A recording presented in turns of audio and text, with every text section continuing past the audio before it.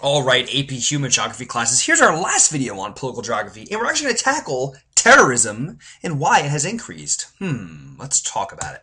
Well, first off, what is terrorism? Let's define it. Well, it's the systematic use of violence, right? Planned out use of violence, and it's used to intimidate a group of people or a government of a country, all right? And terrorists use violence as their only means of spreading their message, right? There's no peaceful takeover. These are violent actions, bombings, kidnappings, hijackings, etc. I listed them there for you.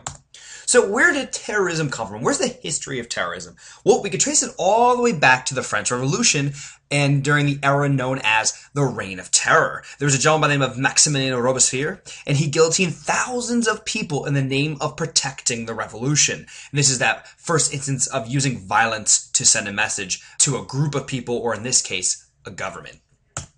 All right, let's focus on the United States for a second here, and let's talk about terrorism. There have been two major terroristic events on U.S. soil, and we'll talk about them, and there's actually more besides these two.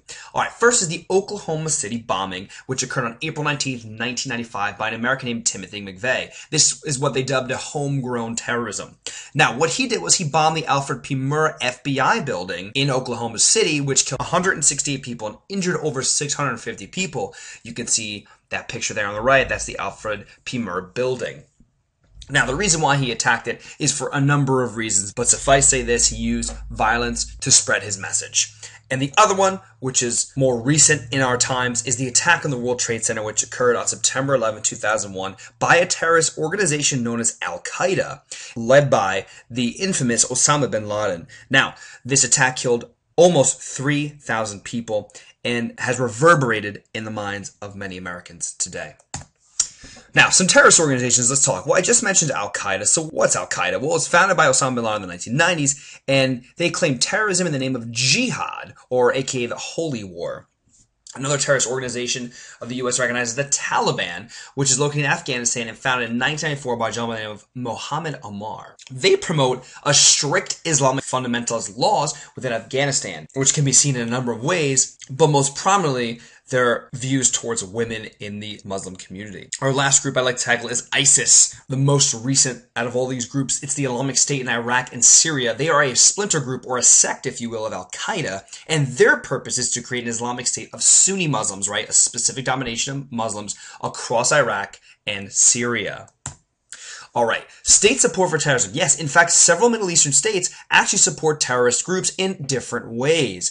Now, one way is harboring and providing a safe haven for terrorists. Another is giving weapons, money, even intelligence to terrorists. And last but not least, they've actually used terrorists to plan attacks of their own. Let's say the governments have hired these people.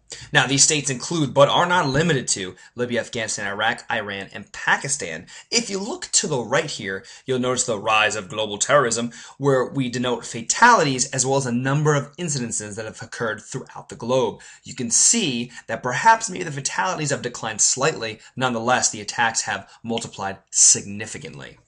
All right, guys, that's it. Last video. We'll talk much more about terrorism on U.S. soil and terrorist organizations in class. I'll see you then.